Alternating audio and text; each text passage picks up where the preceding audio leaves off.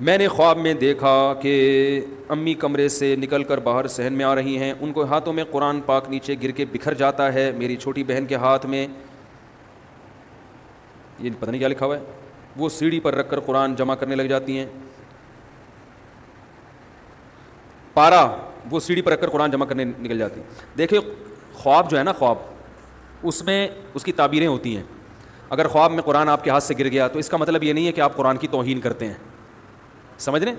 وہی ہے نا، حکیم الامہ کو خواب آیا تھا، کسی نے کہا کہ میں نے خواب میں یہ دیکھا اشرف علی رسول اللہ، تو میں نے پورا اس پر بیان کیا تھا، خواب میں کسی کو کچھ بھی آ سکتا ہے، جاگتی حالت میں وہ یہ نہیں کہہ رہے کہ اشرف علی رسول اللہ، تو خوابوں کی تعبیریں ہوا کرتی ہیں۔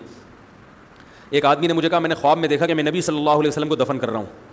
اب بظاہر تو یہ توہین ہے نا، لیکن خواب ہے اس لیے توہین نہیں ہے۔ تو میں نے کہا بھائی آپ نے کوئی سنت کو ختم کیا ہے؟ تو اس نے بتایا کہ میں نے داڑھی کاٹی ہے۔ تو یہ نبی کو دفن کرنا اصل میں کس سے کنایا ہے؟ سنت کا کو ختم کر رہے ہو آپ، ورنہ نبی صلی اللہ علیہ وسلم کو دفن کرنا یعنی ایک عام آدمی کے لیے یہ اس طرح کی بات کرنا یہ مناسب۔ لیکن خواب، صحابیہ نے خواب دیکھا کہ نبی صلی اللہ علیہ وسلم کے جسم کا ٹکڑا نکل کے کٹا ہے گوشت آپ کا، تو آپ نے ان پہ توہین کا فتویٰ نہیں لگایا بلکہ اور اچھی تعبیر بیان کی۔ سعودی عرب کے مفتی اعظم تھے شیخ بن باز،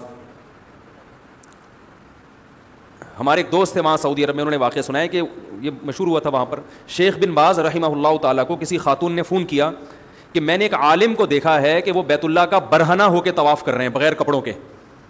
اب بظاہر تو یہ توہین ہے نا کہ عالم کو برہنہ حالت میں دیکھا، وہ تعبیر کے بڑے ماہر تھے شیخ بن باز۔ انہوں نے اس خاتون نے نام نہیں بتایا، انہوں نے اس خاتون کو کہا کہ مجھے جو تعبیر سمجھ میں آتی ہے وہ یہ کہ یہ عالم جنتی ہیں، اس خواب میں جنتی کی بشارت دی گئی ہے۔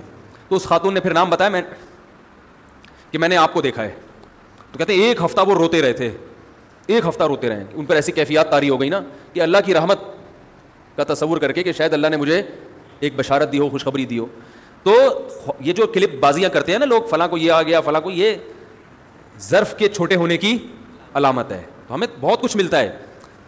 دیکھو اللہ کو ان جاگتی آنکھوں سے دیکھنا ممکن نہیں ہے، لیکن امام احمد بن حنبل کہتے ہیں میں نے اللہ کو خواب میں دیکھا ہے۔ اب کوئی کہے کہ اللہ کو تو دیکھنا ممکن نہیں ہے، تو بھائی خواب ہے، صحیح ہے نا، خواب میں زیارت ہو سکتی ہے۔ تو اس طرح بہت ساری چیز، تو یہ جو کہہ رہے ہیں کہ قرآن گر کے بکھر گیا، میرے ذہن میں جو اس کی تعبیر ہے وہ اچھی ہے، یہ قرآن کی اشاعت سے کنایہ ہے، سمجھ رہے ہیں نا۔ ہمارے حضرت رحمہ اللہ تعالیٰ جب دارالفتاء والارشاد آئے تو حضرت نے خواب دیکھا کہ حکیم الامہ کی کتاب ہے جو نیچے گر گئی ہے اور اس کے اوراق پھیل گئے، کچھ اس طرح کا خواب تھا۔ کسی بزرگ سے تعبیر پیچھے، انہوں نے کہا کہ حکیم الامہ کو جو اللہ نے تسلط دیا تھا نا دین میں، اور ان کی جو گرفت تھی مضبوط، تو وہ تعلیمات اللہ آپ کے ذریعے عام کرے گا۔